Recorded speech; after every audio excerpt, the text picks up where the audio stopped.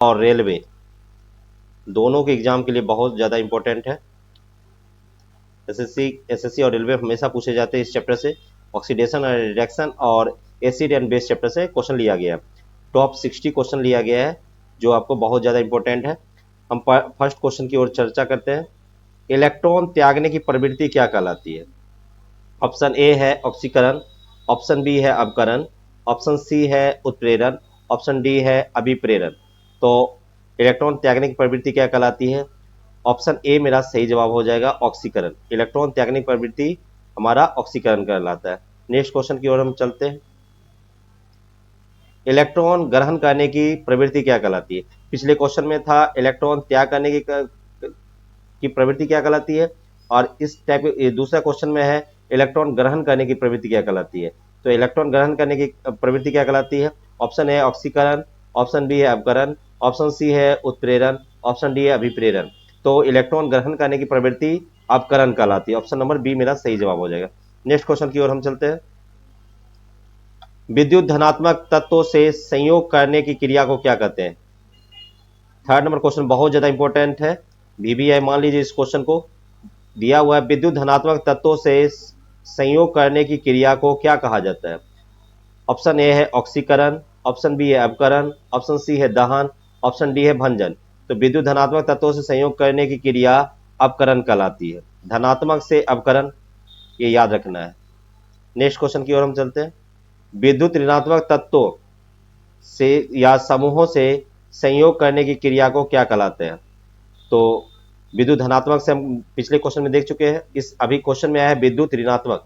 विद्युत ऋणात्मक तत्वों या समूहों से संयोग करने की क्रिया को क्या कहते हैं? ऑप्शन ए ऑक्सीकरण, ऑप्शन बी है अपकरण, ऑप्शन सी है उत्प्रेरण, ऑप्शन डी है अभिप्रेरण।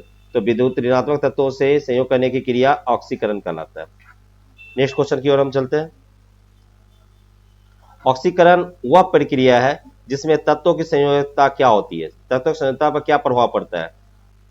ऑप्शन ए घट जाती है, ऑप्शन बी है बढ़ जाती है, ऑप्शन सी है अपरिवर्तित रहती है, ऑप्शन डी इनमें से कोई नहीं। ऑक्सीकरण की वह प्रक्रिया है जिसमें तत्वों की संयोजकता क्या होती है? हमेशा बढ़ जाती है। ऑप्शन बी मेरा सही जवाब हो जाएगा। नेक्स्ट क्वेश्चन की ओर हम चलते हैं। ऑक्सीकरण अपकरण अभिक्रिया में पहला ऑप्शन है ए नंबर ऑप्शन, परमाणु के कोर इलेक्ट्रॉन भाग लेते हैं। ऑप्शन बी है परमाणु के संयोजी इलेक्ट्रॉन भाग लेते हैं। ऑप्शन सी है परमाणु के पहली कक्षा के इलेक्ट्रॉन भाग लेते हैं। ऑप्शन डी है परमाणु के नाभिक भाग लेते हैं। ऑक्सीकरण और अपकरण अभिक्रिया में परमाणु के संयोजी इलेक्ट्रॉन भाग लेते हैं। हमेशा याद रखना है, बहुत ज्यादा इंपॉर्टेंट क्वेश्चन है। वीवीआई मान लीजिए इस क्वेश्चन को। ऑक्सीकरण और अपकरण अभिक्रिया में परमाणु के संयोजी इलेक्ट्रॉन भाग लेते हैं। ऑप्शन नंबर बी मेरा सही जवाब हो जाएगा। नेक्स्ट क्वेश्चन की ओर हम चलते हैं। किसी भी अभिक्रिया में ऑक्सीकरण और ऑक्सीकरण अपकरण अलग अलग होते हैं, एक साथ होते हैं। पहले ऑक्सीकरण होता है तब अपकरण होता है, और नेक्स्ट मेरा ऑप्शन है पहले अपकरण होता है तब ऑक्सीकरण होता है। तो हम जानते हैं किसी भी अभिक्रिया में ऑक्सीकरण अपकरण एक साथ, हमेशा एक साथ होता है। सात का बी हो जाएगा करेक्ट आंसर। नेक्स्ट क्वेश्चन की ओर हम चलते हैं। निम्न में से कौन ऑक्सीकारक और अपकारक है? ऑक्सीकारक एवं अपकारक कौन है ये आपको बताना है। ऑप्शन ए H2O2, ऑप्शन बी है KClO3, ऑप्शन सी है KMnO4, ऑप्शन डी है H2O। तो ऑक्सीकारक एवं अपकारक H2O2 है। ए नंबर आपका सही जवाब हो जाएगा। नेक्स्ट क्वेश्चन की ओर हम चलते हैं। निम्न में से कौन सा पदार्थ ऑक्सीकारक और अपकारक दोनों की तरह प्रयोग किया जाता है? क्वेश्चन में दिया हुआ निम्न में से कौन सा पदार्थ है जो ऑक्सीकारक और अपकारक दोनों की तरह प्रयोग की जाती है? ऑप्शन ए है सोडियम थायोसल्फेट, ऑप्शन बी है सोडियम नाइट्रेट, ऑप्शन सी है सोडियम नाइट्राइट, और ऑप्शन डी है सोडियम सल्फाइड। तो कौन सा पदार्थ है जो ऑक्सीकारक और अपकारक दोनों की तरह प्रयोग किया जाता है? वो पदार्थ है सोडियम नाइट्राइट। ऑप्शन सी मेरा सही जवाब हो जाएगा। नेक्स्ट क्वेश्चन की ओर हम चलते हैं। हाइड्रोजन के जलने से संबंध प्रक्रिया है। ऑप्शन ए है जलयोजन, ऑप्शन बी है अपकरण, ऑप्शन सी है ऑक्सीकरण। हाइड्रोजन के जलने से संबंधित है कौन?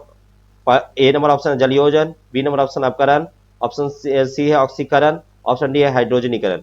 हाइड्रोजन जलने से संबंधित है ऑक्सीकरण। 10 का सी हो जाएगा। नेक्स्ट क्वेश्चन की ओर हम चलते हैं। लोहे पर जंग लगना किसका उदाहरण है? लोहे पर जंग लगना किसका उदाहरण, ये आपको बताना है। ये लगभग 50 एग्जाम में पूछे होंगे, 50 एग्जाम में ये क्वेश्चन पूछे होंगे। ए नंबर ऑप्शन है ऑक्सीकरण, बी नंबर ऑप्शन है अवकरण, सी नंबर ऑप्शन है बहुलीकरण और ऑप्शन डी है जस्तीकरण। तो लोहे पर जंग लगना ऑक्सीकरण है। नेक्स्ट क्वेश्चन की ओर हम चलते हैं। वॉशिंग सोडा का रासायनिक नाम क्या है? वॉशिंग सोडा का रासायनिक नाम, ऑप्शन ए है सोडियम कार्बोनेट, ऑप्शन बी है सोडियम क्लोराइड, ऑप्शन सी है सोडियम हाइड्रोक्साइड, ऑप्शन डी है पोटेशियम नाइट्रेट। तो वॉशिंग सोडा का रासायनिक नाम सोडियम कार्बोनेट है। नेक्स्ट क्वेश्चन की ओर हम चलते हैं। साबुन की प्रकृति कैसी होती है? आपको बताना है साबुन की प्रकृति कैसी होती है। अम्लीय, ए नंबर ऑप्शन है अम्लीय, बी नंबर ऑप्शन है क्षारीय, सी नंबर ऑप्शन है लवणीय और डी नंबर ऑप्शन है उदासीन। तो साबुन की प्रकृति क्षारीय होता है, ये याद रखना है क्वेश्चन। साबुन की प्रकृति कैसी होती है? क्षारीय होते हैं। नेक्स्ट क्वेश्चन की ओर हम चलते हैं। ऑक्सीकरण वह प्रक्रिया है, क्वेश्चन है ऑक्सीकरण वह प्रक्रिया है जिसमें तत्वों की संयोजकता, ऑप्शन ए है घट जाती है, ये यहां पर घट जाती होगी, घट जाती है, बढ़ जाती है और परिवर्तित रहती है और इनमें से कोई नहीं, ये सब ऑप्शन में से कोई नहीं। ऑक्सीकरण वह प्रक्रिया है जिसमें तत्वों की संयोजकता पर क्या प्रभाव पड़ता है, ये क्वेश्चन रहेगा। तो तत्वों की संयोजकता क्या होती है? बढ़ जाती है। ऑक्सीकरण वह प्रक्रिया है जिसमें तत्वों की संयोजकता पर क्या प्रभाव पड़ेगा? तत्वों की संयोजकता बढ़ जाएगी। नेक्स्ट क्वेश्चन की ओर हम चलते हैं।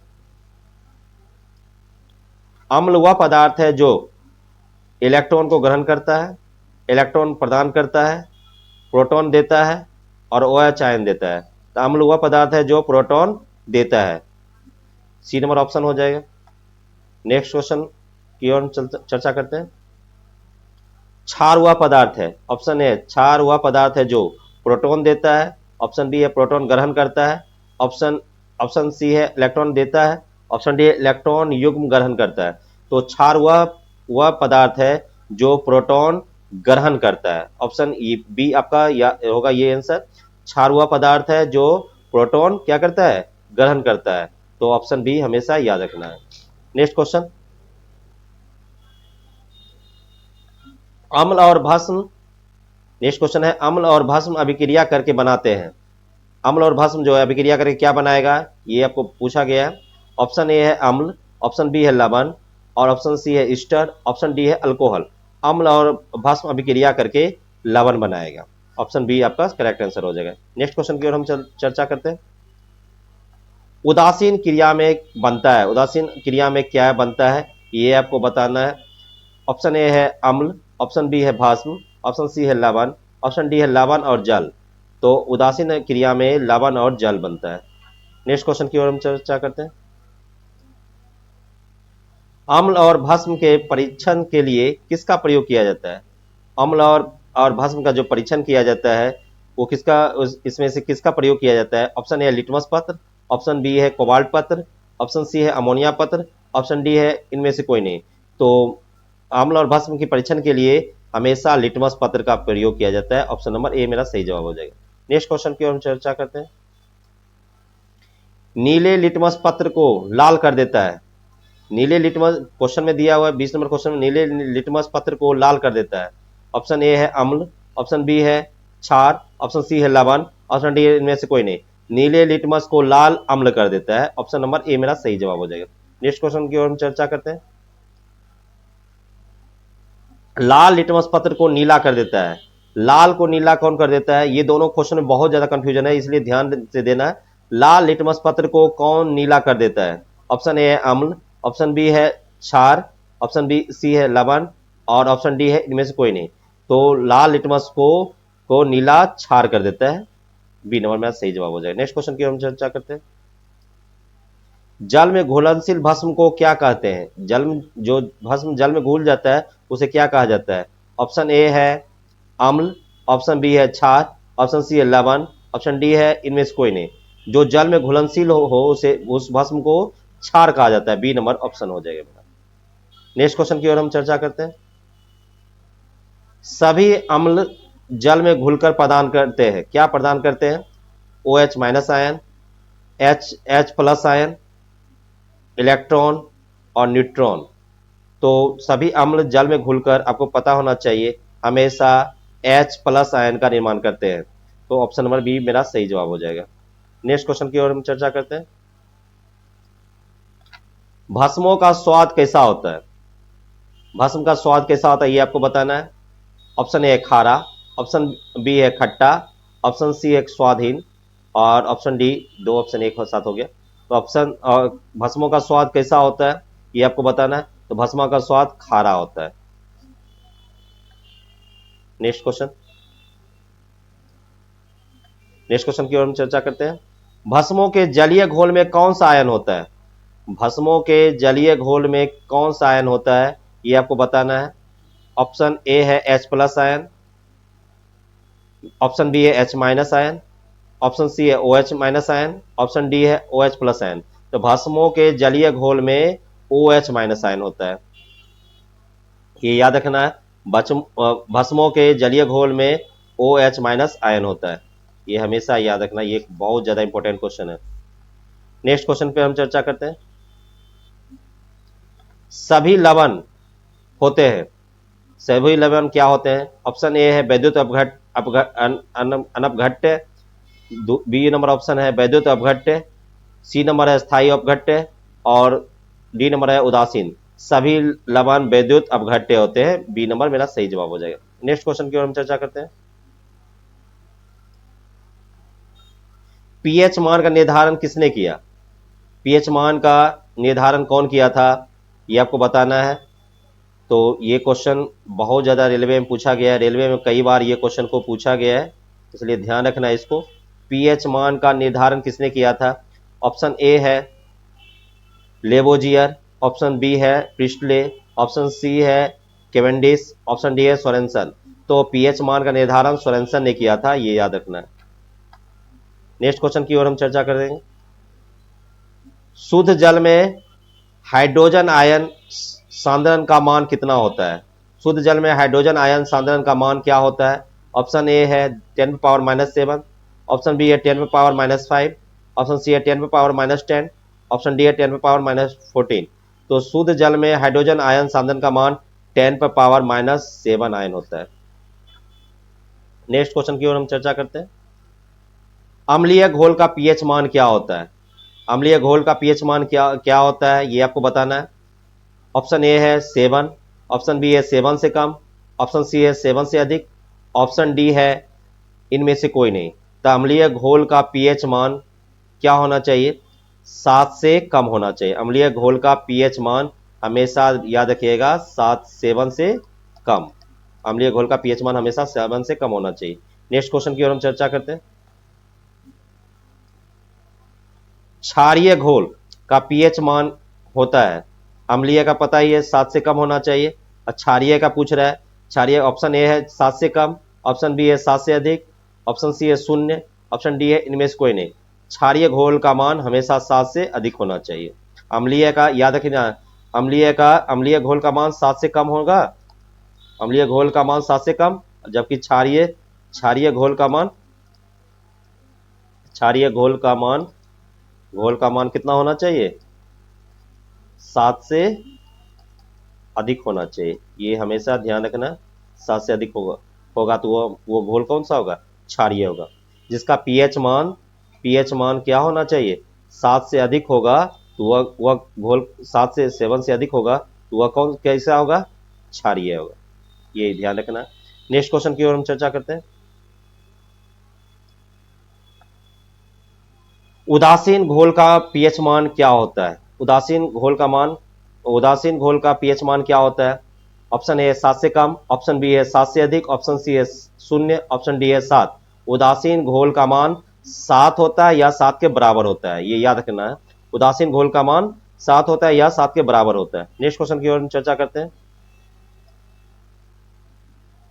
सभी अम्ल धातुओं से प्रतिक्रिया कर कौन सी गैस निकालते हैं? सभी अम्ल जो है धातु से प्रतिक्रिया करेगा तो कौन सा गैस निकलेगा, ये आपको क्वेश्चन बताना है। ऑप्शन है हाइड्रोजन, ऑप्शन बी है नाइट्रोजन, ऑप्शन सी है ऑक्सीजन, ऑप्शन डी है क्लोरीन। सभी अम्ल धातुओं से प्रतिक्रिया करके हाइड्रोजन गैस निकालती है। ऑप्शन नंबर ए मेरा सही जवाब हो जाएगा। नेक्स्ट क्वेश्चन की ओर हम चर्चा करते हैं।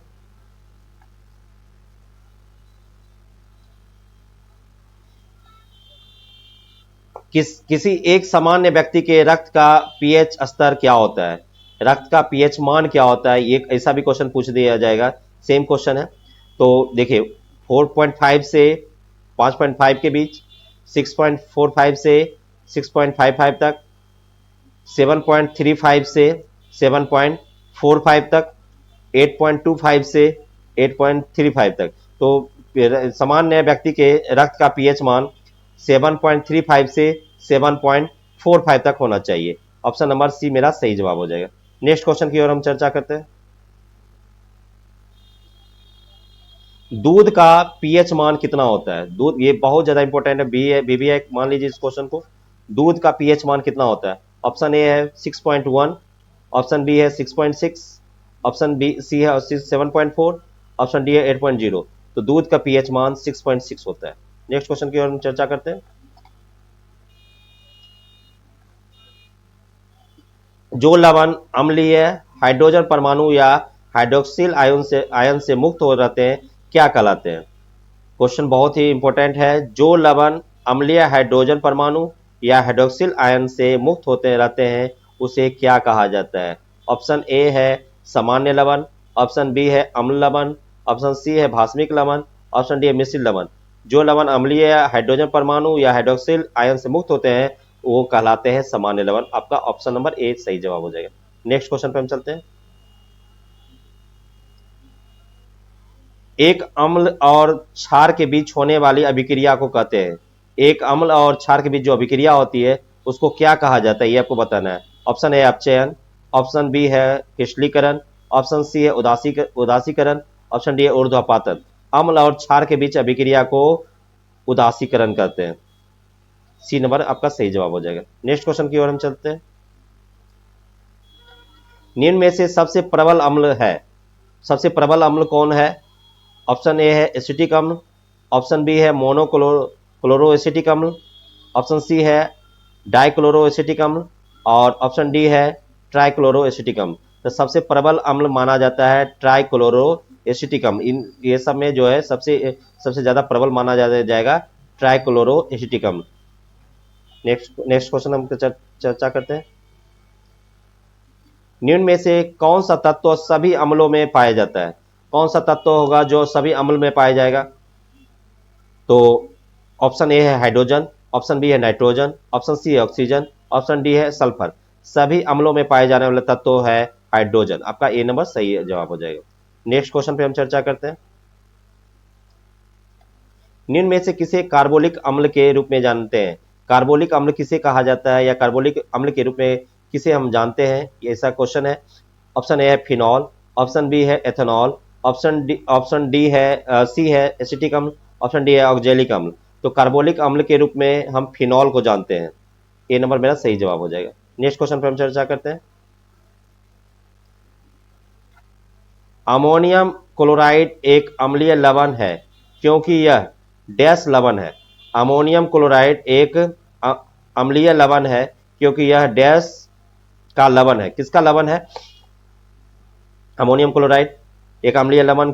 अमोनियम क्वेश्चन में दिया हुआ है अमोनियम क्लोराइड एक अम्लीय लवण है क्योंकि यह डैश का लवण है। ऑप्शन ए है दुर्बल अम्ल और दुर्बल क्षार, दुर्बल अम्ल तथा प्रबल क्षार, ऑप्शन सी है प्रबल अम्ल तथा दुर्बल क्षार, ऑप्शन डी है प्रबल अम्ल तथा प्रबल क्षार। तो अमोनियम क्लोराइड एक अम्लीय लवण है क्योंकि यह प्रबल अम्ल है और दुर्बल क्षार है। इसकी प्रकृति ऐसे है, प्रबल अम्ल और दुर्बल क्षार की, इसलिए ये सी नंबर ऑप्शन हो जाएगा आपका। नेक्स्ट क्वेश्चन पर हम चर्चा करते हैं। निम्न में से कौन सा अम्लीय लवण होगा? अम्लीय लवण का उदाहरण कौन है? अम्लीय लवण कौन सा होगा इस ऑप्शन में देखना है। NaNO3, Na2SO4 और Na2CO3, NaHSO4, NaHSO4 जिसमें हाइड्रोजन आयन होगा वही होगा। तो आपको पिछले में क्वेश्चन में हाइड्रोजन होना अनिवार्य है, तो कौन सा होगा? NaHSO4। अम्लीय लवण कौन सा होगा इस समय ऑप्शन में? NaHSO4। ऑप्शन नंबर डी आपका सही जवाब हो जाएगा। नेक्स्ट क्वेश्चन की ओर हम चर्चा करते हैं। धातु ऑक्साइड का स्वरूप कैसा होता है? धातु ऑक्साइड कैसा की प्रकृति कैसा होता है, उसका रूप कैसा होता है, ये आपको क्वेश्चन बताना है। ऑप्शन ए है तटस्थ, ऑप्शन बी है कार्बनिक, ऑप्शन सी है क्षारीय, ऑप्शन डी है अम्लीय। धातु ऑक्साइड हमेशा क्षारीय होता है, ये याद रखना, धातु ऑक्साइड हमेशा क्षारीय होता है। तो ऑप्शन नंबर आपका सी आपका सही जवाब हो जाएगा। नेक्स्ट क्वेश्चन की ओर हम चर्चा करते हैं। अक्रिय गैस किसमें घुलनशील नहीं है? अक्रिय गैस किसमें नहीं घुलता है? ऑप्शन ए हाइड्रोक्लोरिक अम्ल, ऑप्शन बी है एक्वारेजिया, ऑप्शन सी है नाइट्रिक अम्ल, ऑप्शन डी है सल्फ्यूरिक अम्ल। तो अक्रिय गैस एक्वारेजिया में घुलनशील नहीं है। नेक्स्ट क्वेश्चन की ओर हम चर्चा करते हैं। कौन सा अम्ल सेब में पाया जाता है? सेब में कौन सा अम्ल पाया जाता है? ये टाइप का क्वेश्चन बहुत पूछा जाता है सारे एग्जाम्स में। VBM कर लीजिए इस क्वेश्चन को। सेब में कौन सा अम्ल पाया जाता है? ऑप्शन ए सिट्रिक अम्ल, ऑप्शन बी है एसिटिक अम्ल, ऑप्शन सी है मौलिक अम्ल, ऑप्शन डी है इनमें से कोई नहीं। तो सेब में हमें पता होना चाहिए, सेब में मौलिक अम्ल पाया जाता है। ऑप्शन नंबर सी मेरा सही जवाब हो जाएगा। नेक्स्ट क्वेश्चन की ओर हम चर्चा करते हैं। जब एक चींटी काटती है तो कौन सा अम्ल स्रावित होती है? चींटी के काटने से कौन सा अम्ल का स्रावित होता है? ऑप्शन ए है हाइड्रोक्लोरिक अम्ल, ऑप्शन बी है फॉर्मिक अम्ल। चींटी, ये क्वेश्चन जो है SSC के एग्जाम में बहुत बार पूछा गया है, ये ध्यान देना है। आपको बिहार जो दरोगा तैयारी करते हैं उनको, उनके लिए भी बहुत इंपॉर्टेंट है। ये क्वेश्चन बहुत बार पूछा गया है। तो देखते हैं क्वेश्चन क्या है। जब एक चींटी काटती है, जब चींटी काटती है तो कौन सा अम्ल स्रावित होती है? हाइड्रोक्लोरिक अम्ल, फॉर्मिक अम्ल, एसिटिक अम्ल, लैक्टिक अम्ल। तो चींटी के काटने से फॉर्मिक अम्ल का स्रावन होता है। नेक्स्ट क्वेश्चन की ओर हम चर्चा करते हैं। किस अम्ल की वजह से दूध खट्टा हो जाता है? कौन सा अम्ल पाया जाता है जिससे दूध खट्टा हो जाता है? दूध में कौन सा अम्ल पाया जाता है जिसके कारण वो खट्टा हो जाते हैं? आप देखिए, एसिटिक अम्ल, ऑप्शन ए एसिटिक अम्ल, ऑप्शन बी है सिट्रिक अम्ल, ऑप्शन सी है एस्कॉर्बिक अम्ल, ऑप्शन डी है लैक्टिक अम्ल। दूध किसके वजह से? तो लैक्टिक अम्ल की वजह से। ऑप्शन डी आपका सही जवाब हो जाएगा। नेक्स्ट क्वेश्चन की ओर हम चर्चा करते हैं। नींबू का स्वाद नींबू का स्वाद खट्टा होना किस अम्ल के उपस्थिति के कारण होता है? कोई भी चीज का जो खट्टा होता है वो किसके वजह से होता है, आपको बताना है, बता देते हैं। ऑप्शन ए है सिट्रिक अम्ल, ऑप्शन बी है एसिटिक अम्ल, ऑप्शन सी है ऑक्जेलिक अम्ल, ऑप्शन डी है फॉर्मिक अम्ल। नींबू के स्वाद का खट्टा होना सिट्रिक अम्ल का उदाहरण है। ए नंबर ऑप्शन आपका सही हो जाएगा। नेक्स्ट क्वेश्चन की ओर हम चर्चा करते हैं। निम्न में से कौन सा एस्टर दवा के रूप में प्रयोग किया जाता है? दवा के रूप में प्रयोग किया जाता है। अब देखिए, ऑप्शन ए है एथिल एसीटेट, ऑप्शन बी है मेथिल एसीटेट, ऑप्शन सी है मेथिल सेलिसिलेट और ऑप्शन डी है एथिल बेंजोएट।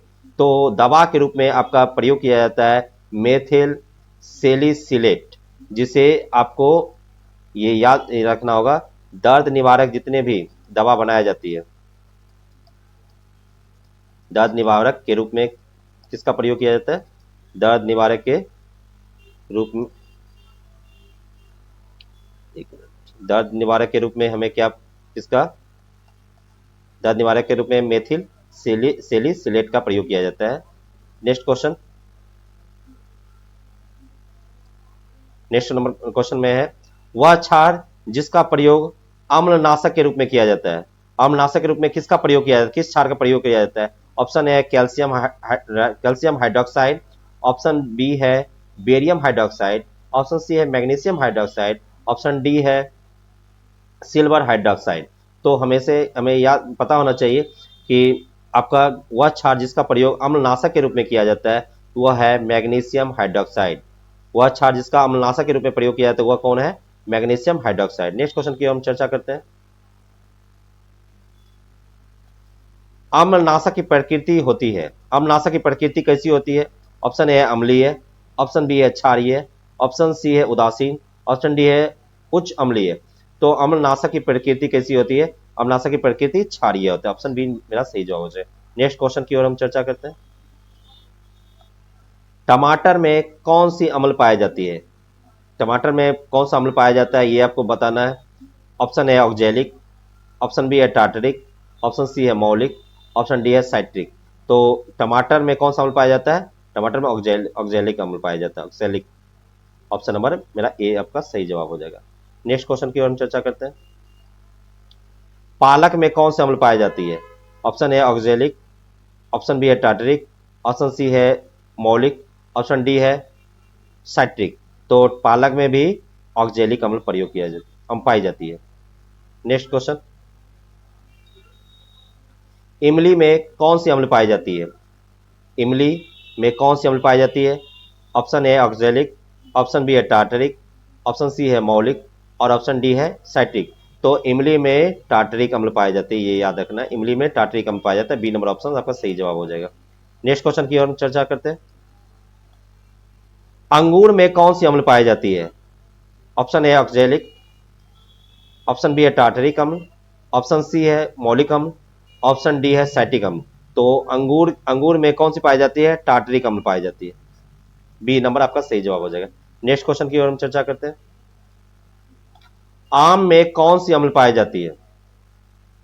आम में कौन सी अम्ल पाई जाती है आपको बताना है। Option A oxalic, option B है टार्टरिक, ऑप्शन सी है मौलिक और ऑप्शन डी है साइट्रिक। तो अम्ल में टार्टरिक अम्ल पाई जाती है। बी नंबर आपका सही जवाब हो जाएगा। नेक्स्ट क्वेश्चन की ओर हम चर्चा करते हैं। एवोकाडो में कौन सी अम्ल पाई जाती है? एवोकाडो में कौन सी अम्ल पाई जाती है? आपको ऑप्शन ए है ऑक्जेलिक, ऑप्शन बी है टार्टरिक अम्ल, ऑप्शन सी है मैलिक अम्ल और ऑप्शन डी है साइट्रिक। तो एवोकाडो में टार्टरिक अम्ल पाया जाता है। ऑप्शन बी नंबर आपका सही जवाब हो जाएगा। नेक्स्ट क्वेश्चन की ओर हम चर्चा करते हैं। संतरा में कौन सी अम्ल पाई जाती है? हम पहले भी चर्चा कर चुके हैं। खट्टा जो भी पदार्थ होता है, जो भी वस्तु, जो भी खट्टे चीजें, उनमें साइट्रिक अम्ल पाए जाएंगे। तो आपका ये पता होना चाहिए संतरा में कौन सा अम्ल पाई जाती है। तो ऑप्शन ए है ऑक्जेलिक, ऑप्शन बी है टार्टरिक अम्ल, ऑप्शन सी है मैलिक अम्ल और ऑप्शन डी है साइट्रिक। तो संतरा में साइट्रिक अम्ल पाए जाते हैं। ऑप्शन डी आपका सही जवाब हो जाएगा। नेक्स्ट क्वेश्चन की ओर हम चर्चा करते हैं। क्रिस्टलीकरण निम्न में से किसका उदाहरण है? क्या कैसा परिवर्तन जो है क्रिस्टलीकरण का उदाहरण होता है? ऑप्शन ए है भौतिक परिवर्तन, ऑप्शन बी है रासायनिक परिवर्तन, ऑप्शन सी बी रासायनिक अभिक्रिया और ऑप्शन डी है इनमें से कोई नहीं। तो क्रिस्टलीकरण जो है आपका कौन सा परिवर्तन है? भौतिक परिवर्तन है। ये नंबर आपका सही जवाब हो जाएगा। नेक्स्ट क्वेश्चन की ओर हम चर्चा करते हैं। किस अम्ल का प्रयोग करके वस्त्र पर पड़े लोहे या और धूल के धब्बे को हटाया जाता है? धब्बे या लोहा के दाग को हटाने के लिए कौन सा अम्ल का प्रयोग किया जाता है, ये आपको बताना है। कौन सा? आपका ऑप्शन ए है सिट्रिक अम्ल, ऑप्शन बी है तनु हाइड्रोक्लोरिक अम्ल और ऑप्शन सी है ऑक्जेलिक अम्ल और ऑप्शन डी है एसिटिक अम्ल। तो लोहे तथा धूल के धब्बे को हटाने के लिए हमेशा ऑक्जेलिक अम्ल का प्रयोग किया जाता है। ऑप्शन नंबर सी आपका सही जवाब हो जाएगा। नेक्स्ट, निम्न में से किस क्वेश्चन में है, निम्न में से किस रासायनिक यौगिक के कारण मिर्च का रंग लाल होता है? मिर्च का लाल होना किसका उदाहरण है? मिर्च का लाल होना किसका वजह क्या है मिर्च के लाल होने का?